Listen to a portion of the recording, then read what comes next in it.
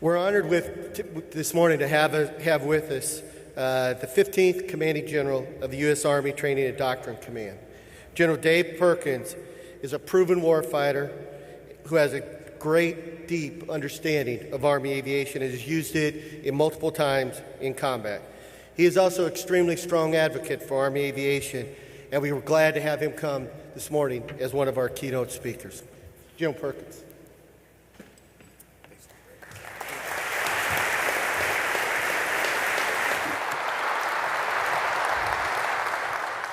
Well, good morning, everybody.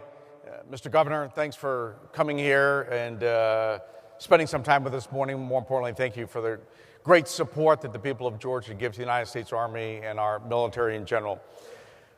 Fellow general officers, sergeants major, friends and supporters of Army aviation and the United States Army as a whole, thanks for spending some time here with our great Army aviators that are, and as you can see by the history that's been outlined here today, a great part of the legacy of the United States Army, and by that association, a great part of the legacy of the United States of America. I'd like to talk to you today about a couple of things. One of the things that Training and Doctrine Command does, besides being the proponent for Army aviation via Fort Rucker, is that we work on the future of the Army.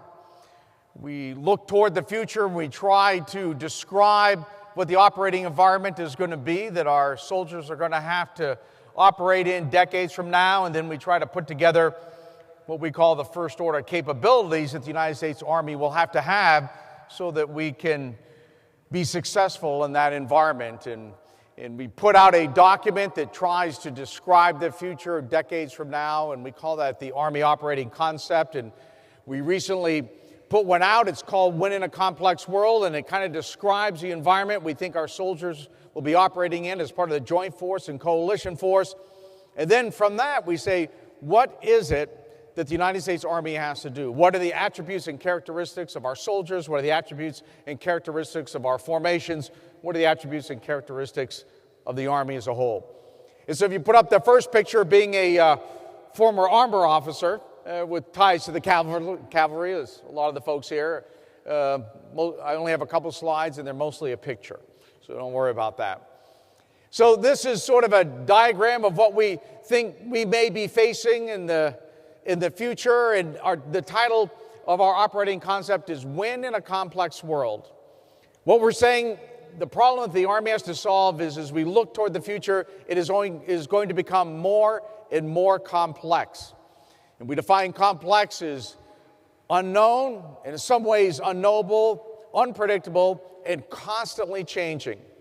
There will be very few things that you'll be able, with any degree of certainty, to predict, and therefore you've got to develop material, you have to develop soldiers, and you have to develop a force in general that can be able to operate in this world that will constantly present new challenges to them. And then the first word, win. That's what the United States Army is about. And we want to be able to win and always be in a position of what we say relative advantage at the tactical, operational, and strategic level of war. So then we say, you know what? If we're in this world that is always going to have something new around every corner, something is always changing, it's very lethal, a lot of moving pieces, and we always want to ensure that the United States Army at all echelons of war, the tactical, operational, and strategic level of war, is always at a position of advantage. We said, as we design the Army, there are some what I call first-order principles that we've got to be able to deliver, and I've highlighted a couple of them there. And the first one is we want to be able to maneuver from multiple locations and domains. In other words, there is so much unpredictability out there, is what we have to be able to do is to come at it from not one direction, but multiple directions. We have to come at it from multiple domains, air, sea, land, etc. One of the reasons we have to do that is because we want to be able to present multiple dilemmas to the enemy. That second bullet. We have known throughout history, and especially now, that if you present the enemy with only one problem set, then they can optimize their force and just focus on that one problem set, and then they generally can figure some way to mitigate it. But if we can present multiple dilemmas to the enemy, we always just as the world is always changing, we've always got something else for them as they come upon us, that is going to give us a position of advantage. It will give us a strategic edge.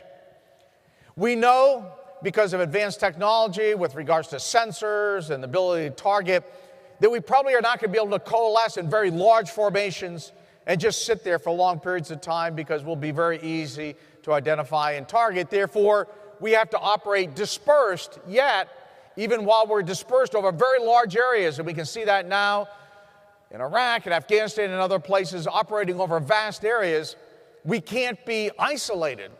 So we have to be spread out over large areas, yet be mutually supporting. And that way, if we're spread out over large areas, yet mutually supporting, we can present multiple dilemmas to the enemy. Because what we want the Army to be able to do, the bottom bullet there, is give the commander multiple options. When our commanders are faced with this world that's unknown and constantly changing, we don't want to walk up to the commander and say, you know what, I've only got one thing I can do. I've only got one option for you, that's it. Because then that really won't put us in a position of advantage. So we want to have multiple options for the commander. So the commander can pick and choose, can have combinations and permutations, present multiple dilemmas to the enemy over multiple domains, because that's how you deal with complexity, because it's always changing. And so we're working very hard at training a doctrine command and with the leadership of the Army to say, you know, this is what we want to do for the future, win in a complex world, and we want to have a force that has those attributes to it. Something that can maneuver from multiple locations, present multiple dilemmas to the enemy, operate dispersed, and have multiple options. So we're trying to figure out, what does that force look like? What kind of equipment do we have and all that? But actually, after coming here, the good news is I think we figured it out. Next slide, please. In fact, it's called Army Aviation. In fact, my work is done now. I can take the rest of the weekend off, because we already have that. I mean, this is a quintessential definition of Army Aviation. And in fact, this is the same, not this slide, but the one before is the one I brief all over the Army, in fact, all over the world. And those are the first order capabilities. So I didn't just make this up. These are the ones we're in search for. And in fact, I just need to change my slide. I just need to call it Army Aviation. Because there's no other force like Army Aviation that allows the Army to operate from multiple domains. So we have the greatest land force in the world, but what the aviation brings to it is that other domain. We now are a three-dimensional capability. We have all those domains covered with Army Aviation. Talk about multiple dilemmas to the enemy. There's all kinds of things that we can present to the enemy now in combination with our ground force and what Army Aviation brings. In many ways, almost limited. Air mobile, attack helicopters, unmanned vehicles, all kinds of things that are really going to give us that position of advantage. It's going to put us at a strategic position of advantage. Talking about being able to operate over dispersed areas. In fact, if you look at Iraq and Afghanistan and some of the current conflicts, we just wouldn't be able to operate there without Army Aviation. It just couldn't happen. It is so dispersed, and not only is dispersed, but without aviation linking together, the United States Army would become isolated. In many cases, Army Aviation is the only connecting tissue between our ground forces.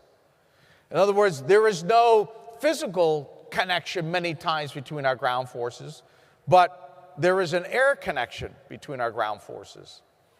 And so many times, Army Aviation is providing that mutual support for other domains, not just the air domain, but the land domain and the sea domain, connecting us many times with our friends operating in the maritime domain.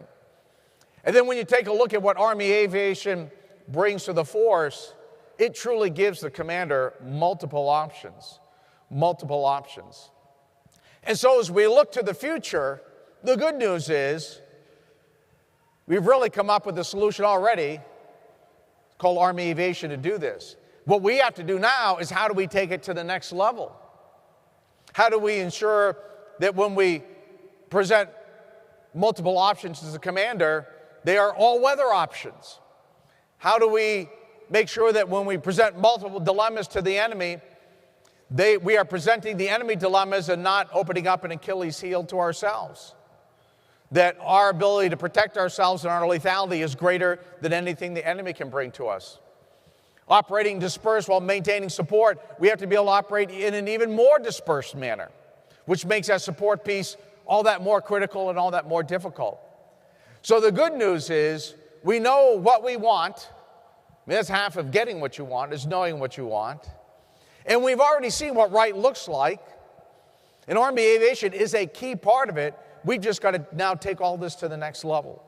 And just based on the discussions that I've had here this morning, and as I work with the Army Aviation community in general, they are well on their way to doing this. And in many ways, this is the legacy of Army Aviation. As you have seen the films and heard the discussions, this is what Army aviators have been doing all along. So I'm sure all of you out there that have served from the very beginning said, Trey Doc, you just came up with this now? You know, we've been doing this, gentlemen here, since the 50s. We've been providing you multiple options. We've been operating in multiple domains. We've always been a dilemma for the enemy, etc. So what I'd like to say is, first of all, keep up the great work. I mean, you are, in many ways, the epitome of what we're trying to do with regards to the future force in the Army. And now we're just going to take it to the next level. So when we talk about this, a lot of people do focus on the great technology that's out here in the hallway, and we see the great flying machines of Army Aviation, et cetera, like that, and that's great. But the real advantage we have, the real dilemma that we provide to the Army is, next slide, that is the professionalism of our soldiers. That is the real dilemma we present to the enemy. That is where we really get our options for the commander. And so when you take a look, this is the 5 essential characteristics we have for the Army profession, and the chief, the sergeant major of the Army, the vice, myself talk about it all the time. But when you take a look at this here, again, we could say the essential characteristics of the Army profession, or the essential characteristics of an Army aviator. Because again, you guys have figured this out. It just took us a little bit longer to put it on PowerPoint, that's all. Because when we talk about the center one here, trust, there's probably no greater trust that fellow soldiers put in people is when they climb in the back of a helicopter. As the gentleman said earlier, we just see the back of the helmets up there. Maybe you never see your face to face, and then we take off to some godforsaken place of the world in the middle of the night, have no idea what's going on there. There's nothing we can do in the back when I'm sitting there. If something happens, there's nothing I can do about it. In other words, all we can do is trust that the guy who's only the back of the helmet we can see, and the crew chief, the only thing we can do is trust that they know what they're doing, because we can't override it. Okay, I'm a former armor officer, and I can, my gunner's pointing the turret the wrong place, I can grab the TC's override. I can change that, If the driver's headed the wrong way, vicariously through a boot in the back of the head from the loader or something, I get his attention, and he can turn the other way. And when dismounted, we can grab some soldier's rucksack and move him this way, or wake him up if he's sleeping or something like that, okay? But when I'm in the back of a Black Hawk helicopter, all I can do is trust that you know what you're doing, because I can't do anything about it if you don't. And the good deal is that trust has never been misplaced. It's never been misplaced. Stewardship of the profession. That is the ability to sort of police your own ranks, make yourself better. Army Aviation does that better than anybody else. You know better than anyone else that if you don't operate safely, if you don't have standards, if you don't have somebody QA/QCing it, things go bad very quickly. I mean, the United States Army takes a lot of lessons from the aviation community about this. That you own the problem, you own the development of your people, because you know that there's not much room for error, and that there is no room for a lack of stewardship. And again, nobody outside your organization is going to come and impose those standards on you.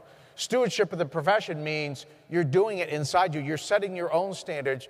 You are policing yourself. Esprit De Corps. just based on the activity I saw at the bar last night, it seems like there's no lack of Esprit De Corps.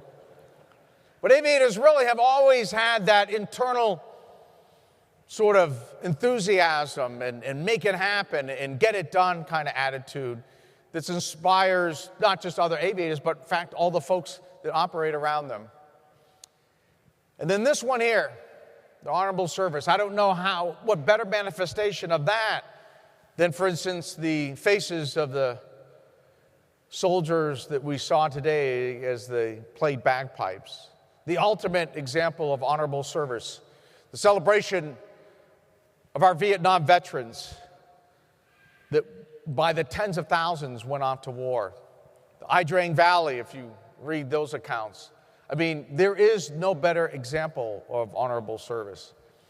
And so the two of the top things that we focus on a lot in the Army, the future of the Army, how do we win in this complex world? How do we present multiple dilemmas to the enemy? And how do we end up with the most professional force in the world? It is embodied right here in this group of people. It is the quintessential attribute and characteristic of Army aviators. In a previous assignment, I was operating with one of our great allies, and I flew there in a U.S. Army helicopter and got off and was with their country, and we were working on some things, and we were going to go out to their training area. And so that general, and we were going to get in his helicopter and fly off. And he kind of looked at his helicopter. He had flown with him for a while. Then he looked at my helicopter, looked at my crew and everything. And he said, hey, you know what, General? Let's go in your helicopter. And what kind of went unsaid is, you know what? I see U.S. Army aviators. I see your Black Hawk. I see my aviators. I see my helicopter. And I think I trust the expertise of your aviators more than I trust the expertise of my aviators. I think I trust the ability for your aviators to maintain the standards of that aircraft more than I trust the ability of my aviators to maintain my aircraft. And so, you know, that spoke a thousand words there. And I could kind of see him doing his cost-benefit analysis. Because, you know, he was hosting me, and it's in his country, and there's, you know, there's a certain amount of, I think, pride that goes with that. And the fact that he actually had to say, you know, let's go with yours, because I trust the expertise and professionalism of your guys more than my guys. And I was perfectly happy to comply with his wishes on that, because I was doing the same thing. Looking at his helicopter, looking at mine, looking at his pilots, looking at mine, and I said, okay, let's go with ours.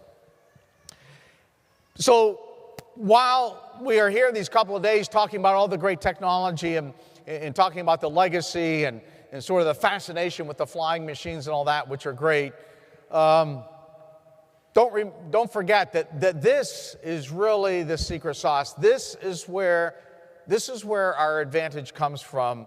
And you've seen just here, just with aviation, the huge legacy that we've honored. These things don't happen overnight. You don't get instantaneous trust overnight. You don't build a legacy overnight. You don't develop this sense of stewardship overnight. It takes decades, and it takes sacrifice, as we've honored here this morning.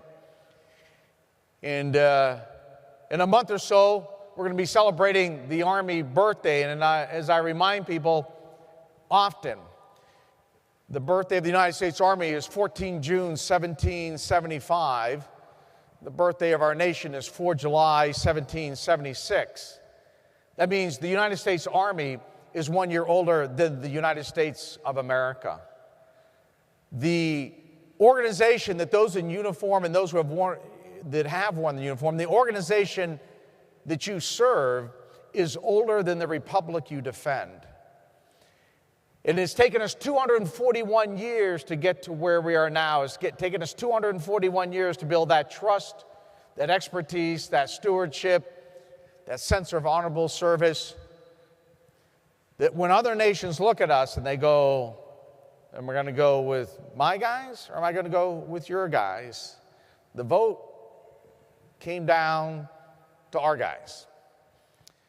But again, that didn't happen overnight. That has taken not only decades, actually centuries. And so we should not forget that. And that's why it is refreshing to see the tribute we paid here to former Army aviators and former soldiers, because that gets to the Esprit De Corps. We define Esprit De Corps as a jealous regard for the honor of your unit. That's the Army definition for Esprit De Corps. A jealous regard for the honor of your unit. A jealous regard for your service. And then we say we want people to act as if they want to manifest a jealous regard for the honor of the organization that they are a part of. And if you look throughout the legacy of Army aviation, I can tell you without exception, United States Army aviators have always conducted themselves and acted as if their actions are a reflection on the jealous regard they hold for the honor of their unit, the Army, and the United States of America. So those of you who have served or are serving, God bless you and thank you. And those of you who support us, we appreciate it. Thank you all.